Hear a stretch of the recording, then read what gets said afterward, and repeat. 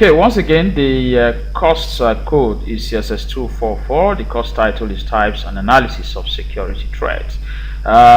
Today we are going to be looking into terrorism and war as security threats. All right, terrorism and war as security threats. Remember, we are still dealing with man-made security threats. All right, man-made security threats, and so today we'll be analyzing terrorism and war as security threat. So we want to see deeply look into the concept of terrorism and also the concept of war. All right, so without waste of time again, let's look at the intended learning outcomes, those things that you should learn and should be able to do by the end of this lesson. The first is that you should be able to define the term terrorism. All right, terrorism is a key word. So by the end of this lesson, you should be able to define that term. Again, you should be able to list and explain the forms of terrorism. There are different forms of terrorism. So we'll look at those at the end of. We'll look at those in this lesson, and you should be able to list and explain them. Then you should be able to identify and explain the aspects. There are different aspects of terrorism. So you will get to know the difference in terms of forms and aspects. All right, forms and aspects, those two words. Okay, so when you're talking about forms, you will know what to mention, and when you're talking about aspects of terrorism, you know what to mention. You should be able to proffer possible protective ways of avoiding being a victim of terrorism, individual ways of avoiding terrorism. All right, you should be able to do that by the end of this lecture. Then the second aspect is that you should be able to define the concept of war. Then state the features of war and explain the categories of war. There are different categories of war. All right, so let's proceed by taking the first aspect of this lesson, which is terrorism. So we want to see what terrorism actually means. So let's just go on straight. What is terrorism? What is terrorism? Well, let's give a brief history of the term terrorism. Where does it? What is the foundation? Where was it actually coined, and how? Well, the term terrorism was popularized, was made public, and became common during the Jacobins' reign. All right, the Jacobins are, in fact, one radical political group in France. All right, during their reign, they were labeled as terrorists. All right, because their reign was really reflected a lot of terror activities. All right, so at that time, there was just too much of fears, installation of fears and terror on the people. So that was the origin of this term, and it was during the Jacobins. All right, when they were in power in France, as at their time, their regime was characterized by a lot of terror. Okay. All right, so what's the definition of terrorism? According to Hardman, 1937, terrorism is defined as the method or theory, okay? It's a method or theory whereby an organized group or party seeks to achieve its avowed aims. Seek to achieve its avowed aims, chiefly through the systematic use of violence. Systematic use of violence. All right. So you can see that the word violence actually came here. All right. So if I ask you, what type of crime is terrorism? You simply know that terrorism is a violent crime. All right. It is a violent crime because the application of violence is there. So terrorism is classified as a violent crime. Now you need to know this definition. Okay. Oftentimes I advise you, except if you are quoting the scholar who defined that term, you can also become a scholar by making your own definition. But just be sure that the key terms are captured, like the use of violence, all right, use of violence, avowed aims, all right, organized group. Okay, those are key terms. You can use them to create your own definition. All right. Okay. Now, one thing that is common across all acts of terrorism, one thing that is common across all acts of terrorism is fear. Fear. The installation of fear. This is common across all acts of terrorism. Usually the act itself creates a lot of fear for people to tremble. Okay, so any act that doesn't create fear is not an act of terrorism. Okay, now let's look at the forms, the different forms of terrorism. We have different forms of terrorism. I have tried to summarize those forms of terrorism here. I hope you can actually see this clearly. The first one is civil disorder. Civil disorder. In summary, it is the collective violence. All right, collective violence. That means it is done by a group of persons, organized persons, interfering with the peace and security of a community or a people. All right, any form of collective violence that's perpetrated by a group of people that interferes, that threatens the peace and security of a people is termed civil disorder, and it is a form of terrorism. Okay, when people can no longer have their peace, enjoy the peace in their community, and then they are not secured, people are being killed, they are threatened. All right, it becomes a security threat, and of course there will be installation of fear because people are dying. There is no longer peace. Everybody starts running away and looking for where to hide. Then there is terror in the air. All right, so civil disorder at some stage becomes a form of terrorism. Okay, the next one is political terrorism. Political terrorism, as the name implies, it has to do with politics. Right, political terrorism. It is a violent criminal behavior designed primarily to generate fear. Remember I talked about fear, to generate fear in the community or substantial segment of it for political purposes. This happens a lot in Nigeria. It happens a lot. Political terrorism, it is usually politically motivated. All right, it is usually politically motivated. It happens to gain some political strength over some opponents. All right, so political terrorism is common in our climes, it's common in Africa, it is common in Nigeria. Politicians use that a lot. Okay, even during electioneering, okay, election day, you see a lot of terror. Okay, a lot of terror, ballot box snatching, gunshots everywhere, and people get scared. There's so much fear and they run away. So that type of act is termed political terrorism.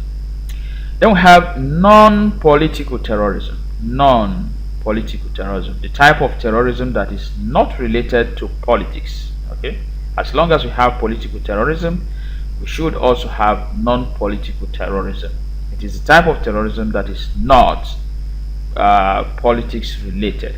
Okay, terrorism for coercive purposes towards individual or collective gains. Towards individual or collective gains. It could be some form of intimidation, all right, for individuals or maybe a group to achieve their aim. All right, not because of politics. They try to terrorize people just to achieve the purpose of their purposes. All right, maybe an individual aim or a collective gain. Okay, all right, so we have quasi-terrorism. Excuse me. We have quasi-terrorism. Quasi-terrorism. It is the type of terrorism that is incidental. All right, it is not planned. It is not planned. It is incidental. Excuse me. It is incidental violent activities. Give me a minute. Okay. It is incidental violent activities using the modalities and techniques of the genuine terrorists and produces similar consequences. Okay, um, I need to explain this deeper enough for you to get exactly what this means. The quasi type of terrorism is incidental, it is not planned, all right? But although it uses the same modalities and techniques of the actual terrorist act and produces the same or similar consequences and reaction. I give you an instance. We had okay, I talked about the Bolton marathon race. Those who went to bomb the Bolton marathon in the US. Okay, let me give you a simple example. Let's say someone committed an offense and was now trying to escape, okay, from the armed forces. And under that pursuit, the best thing the person could do was to begin uh, to kidnap someone and shield himself or herself, or even kill people to scare others to run away. Okay, so that incident of instilling fear on people to give way for his or her escape is termed quasi terrorism. You watch them a lot in movies, all right, where someone is about to be killed. He grabs another person, put a knife on the person's neck, and threatens to kill that person if he is not allowed to go scot free. That type of terrorism is quasi terrorism. Okay. All right. Now, limited political terrorism is the act of terrorism which are committed for ideological or political motives, but which are not part of a concerted campaign to capture control of a state. That is why it is limited. It is not absolutely determined by political motives. All right.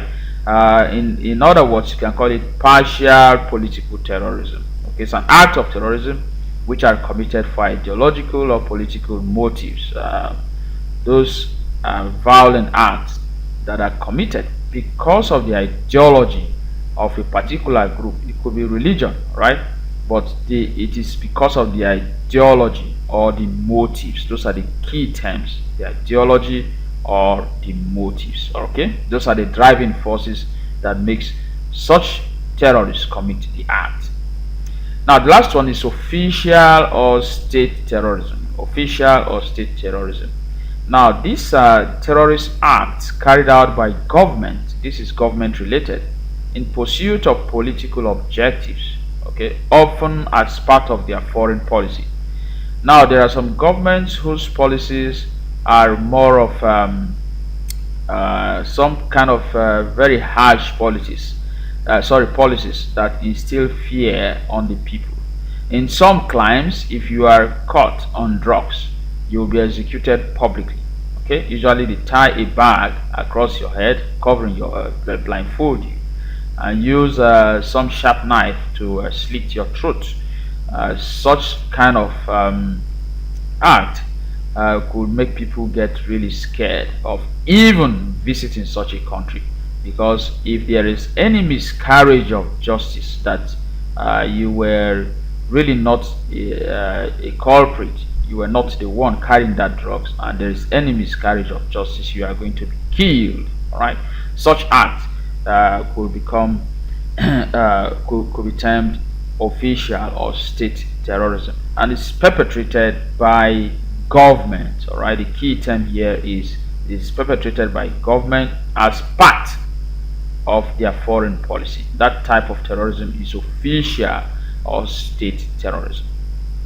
Okay, so these are the different forms of terrorism, and you can read more about them in your study material. I have actually uploaded your study material, so you can download it from there. Now, let's look at the aspects. There are different aspects of terrorism. Okay, so these are the forms. Then now let's look at the actual aspects of terrorism. Aspects of terrorism. We have the first one here as chemical terrorism.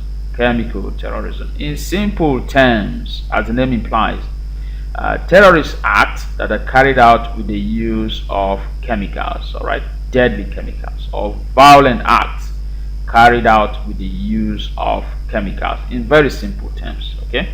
Now, by way of definition, it is the application of chemical agents like poisonous gases, liquid or solid, that may have very toxic effect on any targeted persons and ecosystem. Chemical terrorism is a very deadly type of terrorism. Okay, usually the air is a carriage of that type of those chemical agents. Okay, there are different types of chemical agents. You can find them in your study material. Okay, you will see a good number of them there.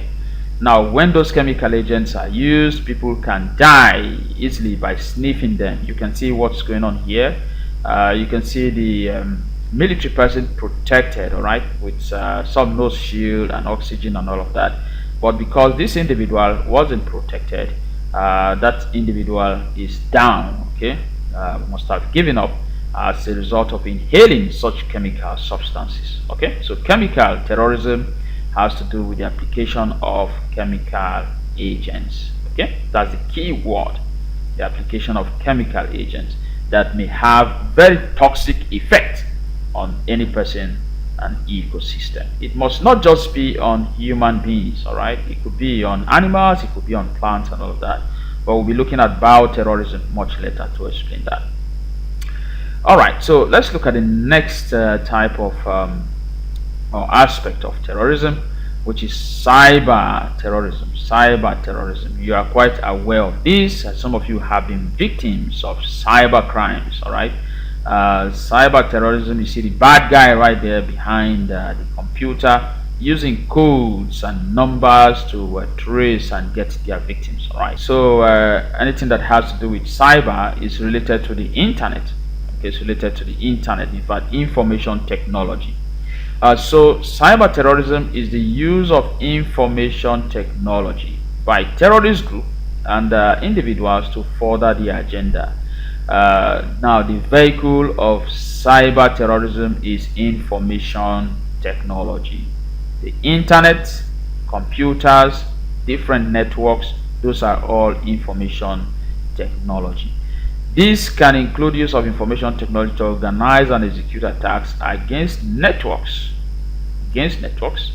computer systems, and telecommunications infrastructure, or for exchanging information or making threats electronically. Now, this is a keyword. This happens electronically. Using the internet, cyber terrorism happens electronically, using any form of electronic mediated communication channels. For instance, phone calls, internet, all of that. Let's look at, for instance, the spread of viruses. Okay, viruses.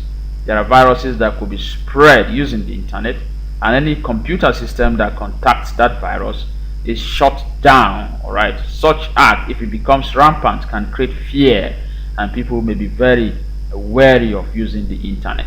Okay, so people can steal information, very classified information from the internet. They can steal government information, they can steal very highly classified information. Okay, they can attack networks, they can shut down. There are cyber criminals who can shut down the internet of a whole country, and everybody is locked down. Once internet goes down, it has a catastrophic effect. In fact, you and I will not be able to do certain things. Banking transactions will be shut down. Such act will pose serious threat, and of course people will be very scared of what actually happened. Recently we had shutdown of Twitter and WhatsApp, even Facebook, all right, for just 5 to 10 minutes, and the whole world went crazy. It was everywhere that Twitter, WhatsApp have all gone down. Okay, such act could constitute cyber terrorism. All right, let's look at the next one: bioterrorism. Bioterrorism. Bioterrorism, you know, bio has to do with biological. All right, something that has to do with biology. Biological terrorism. Bioterrorism. You can call it biological terrorism. You are correct. It has to do with the deliberate. This is a keyword. Deliberate. The act itself is a deliberate act. Deliberate release of viruses, bacteria, or other germs or agents used to cause illnesses or death in people, animals, or plants. All right. Um, Now you have the coronavirus symbol here. All right. If it was deliberately released to the world, it is a good example of bioterrorism. Up till now, the source of the coronavirus disease has not been clearly established. All right, it has not been clearly established. There are some postulations that it was actually due for population reduction. Okay, for population reduction, that the world is becoming overpopulated, and so some people need to die so there could be enough resources for those who will be left behind. And so that position was that the virus was introduced into the world to cut down the number of people living, so there could be enough resources for the few left. And of course, if it was deliberately released to the world, okay, assuming it was deliberately released to the world, it constitutes a good example of bioterrorism, because the intention is to cause illness, death in people or animals or plants. All right. So any disease, it must be a virus or a bacteria or other germs, okay, that could more of a disease to animal, plants, or people. Okay. All right, so that's enough. Let's now look into the radiological terrorism, the radiological aspect of terrorism, that uses radiology. Okay, radiological effect. It's the terrorist act carried out either by attacking a nuclear facility or through malicious use of a radiological device.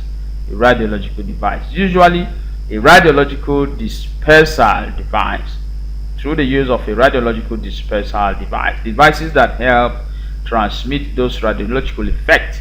Right. When the coronavirus came into being, people were actually saying that it was the 5G network. All right, 5G network. If it was actually established that the coronavirus disease was as a result of the introduction of the 5G network, then it would have fit into a radiological terrorism. All right, a radiological terrorism, but it is not established yet. Okay, so but if it was established, it would have been a radiological type of terrorism, killing people and causing so much fears. But if it was deliberately released into the world by someone to kill others and cause fear, it would have been about terrorism. Okay. All right. So that's the difference. Now let's move on quickly to physical violence. Physical violence is a type of terrorism as well. Physical violence. This is even the most common type of terrorism. It is everywhere in the world. You find it everywhere. In Nigeria, it is common. A good example is with the Boko Haram, okay, physical type of terrorism, where harm, attack, violence are caused on people to instill fears, bomb blasts here and there, shooting and killing of people. That type of physical violence on people, it is an act of terrorism. Okay, and that is why the Boko Haram was now classified as a terrorist group. Okay, so where people go about bombing places, killing people, trying to instill that magnitude or degree of fear, it is an aspect of physical violence and a form or an aspect of terrorism. Okay, so it involves the use of aggression and physical attack that can cause harm. That's a key word, in humans and material terms, to any targeted people or community. Okay, this image here exemplifies that type. You can see those dangerous weapons that can cause harm and even kill people. Okay, so this is classified as physical violence terrorism. All right, so now let's look at what individuals can do to protect themselves, those measures that individuals can take to protect themselves from terrorism. So we'll just take a few. There are so many. You should also read more in your materials, but let's just take a few. First one here is that you must be on the alert and report suspected persons to the law enforcement agents. This is a common advice. It has been on the air for long that security is everybody's business. All right, so to avoid terrorism, once you see suspected violent persons, people who are looking very fierce and they are suspected to be violent people, you report them to the law enforcement agents. All right, law enforcement agents. As students of criminology and security studies, if you are talking to a group of people, you know this is very important to mention. Report suspicious elements or people to the law enforcement agents. Unfortunately, in our country, people get scared of reporting suspicious people because sometimes they report and it backfires. Okay, they become the victim of that circumstance, but probably due to compromise of the law enforcement agents with those who are perpetrating the crime. But the first key step is to always report suspected persons.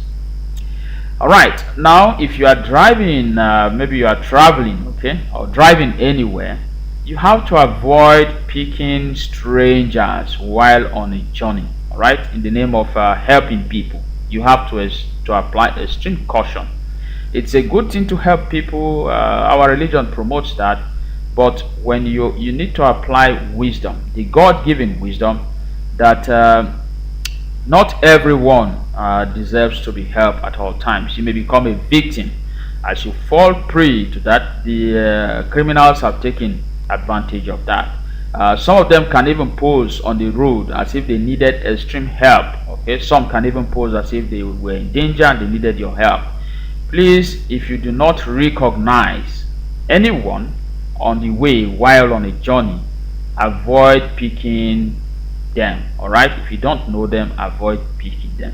The best you can do is to call on the law enforcement agents if you know that such individuals around that location is under threat. Call on the law enforcement agents and give them the information that there's someone on the way that needs urgent help. All right, that's the best you can do. So only pick people that you know, those that you recognize, friends, families, business associates, and all of that. All right, so always record suspected calls. Now there are calls that may come in that may be threatening, people who threaten to deal with you, they are going to kill you, they want to do this and that. Please record such calls and report them to the law enforcement agents. When you record those calls will become a very good evidence to trace and also to make a case against such persons. Once those calls are made public, the culprits, those who intend to commit the offense, will definitely stay back, all right, and avoid committing that act. All right, so again, you create emergency routes at home, and offices. Some people build their houses with just one entry and one exit. That is not right. Security wise, you should have several exits, okay, that may not be used on a daily basis, but they are dedicated for emergency situation. Okay, supposing you have a terrorist attack and they use the main entrance, you should have other exits so you can quickly avoid such attacks. Okay, again, installation of surveillance cameras, CCTVs, you can also do that. Once those terrorists are aware that all of these are installed and they are being monitored, they will avoid that premise or premises. Okay, all right, so there are many other types of protective measures, but as long as you can list up to 5, you are in good standing, and of course you've done well. Now, before we move into the next aspect of this lesson, I will want you to take note of this class activity. It is something that you should attempt privately. Okay, attempt privately. You are not going to be scored. It's for your personal assessment. Attempt them privately to be sure that you have gotten a grasp of what we have just discussed. The first one is, what is terrorism? Second one is, list and explain the forms of terrorism. Third one is, critically analyze the various aspects of terrorism. And the last one here is, how can individuals protect themselves against terrorism? I am sure you should be able to attempt all of these questions. So I just pause the video. So for those of you who want to take a screenshot or take note of this, you can do that.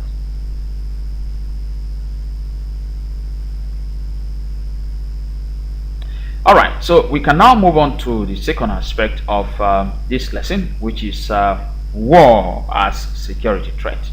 War as security threat. And war is actually a man-made, alright, man-made security threat. So what is war? Definition of war. You can look at the image here. It is not a very pleasant scenario, right? It's a very terrible scenario, and no one will want to be in this condition. So war is a protracted state of violence, large-scale conflict involving two or more parties. All right, it must involve at least two parties. That's two or more parties. It is an escalated state of violence. If you don't want to use protracted, it is an advanced state of violence. All right, a large-scale conflict involving two or more persons. That definition, you can also see an elaborate definition given by Adeniran 1982. It's available in your course material, so you can look into that to see, just for your knowledge. All right, just for your knowledge. But this is a brief definition that captures the meat of what war is all about. So it is a state of violence. It's a state of violence, all right? State of violence. It is large-scale conflict, and it must involve two or more parties. Now it varies. We have two types of wars. We have the high-intensity war, and we have the low-intensity warfare. As the name implies, it carries a higher degree, usually amongst nations. All right, usually among two nations or so. At least two nations. Then this one is between parties, individuals. Okay. All right. So let's quickly again move on to features of war as security threat. What makes war a security threat? Why is it a security threat? So let's look at some of those features. All right. So the first one is that it must constitute a threat of lives and property. So whatever does not constitute a threat of life or to lives and property is not war. Okay, that's the first feature, right, of what should be a security threat. Okay, it must threaten lives lives and property. Okay, then it spreads like a disease. War itself spreads like a disease. It can start from here, you can hear another explosion somewhere, and it keeps spreading on and on. Then the impact of war itself is likened to that of natural disaster. Like the image I showed you, okay, sometimes you see buildings, all right, brought down, bullets everywhere, collapse of structures, skyscrapers brought down. You would think it's a tsunami or some form of natural disaster that happened. So its impact is similar to that of a natural disaster. All right, so it leads to environmental pollution and degradation. Okay, with this, it's a serious security threat, because war leads to environmental pollution and degradation. That makes it a serious security threat. The environment becomes uncomfortable for people to live in. All right, it becomes very inhabitable. All right, forces people to leave their homes and become refugees. War has thrown people out of their communities, out of their countries, They become refugees either within their own town or outside their town or countries. Okay, with that, it is also a security threat. Um, War diverts developmental resources that would have been used for other purposes, are now diverted into buying of arms and ammunitions. So it really diverts resources to, developmental resources to uh, financing equipment of war. Then it retards the rate of development. It retards the rate of development. With war, those structures, developmental progresses that have been made are retarded. They are brought backward. You might start rebuilding industries, reconstructing roads, and all of that. So that's the effect of war. It is all of this that makes it a security threat. Okay, so nothing is secure. It is really dangerous. It is actually disastrous. Now we will look into the categories of warfare, but then I would like you to privately on your own read about dangers of war. Okay, dangers of war. Please read about that. It is available in your study material, dangers of war. You need to read about that. So let's look at the categories of warfare. What are the different categories of warfare? We have two essential categories of warfare, and I would like you to implement this on your daily interaction, especially when you are talking about war. Okay, the first one is the conventional warfare. Conventional warfare. It involves well-identified, open-armed confrontation between parties. Okay, open-armed confrontation between parties. Now, the two or more parties know themselves. Okay, they are challenging themselves.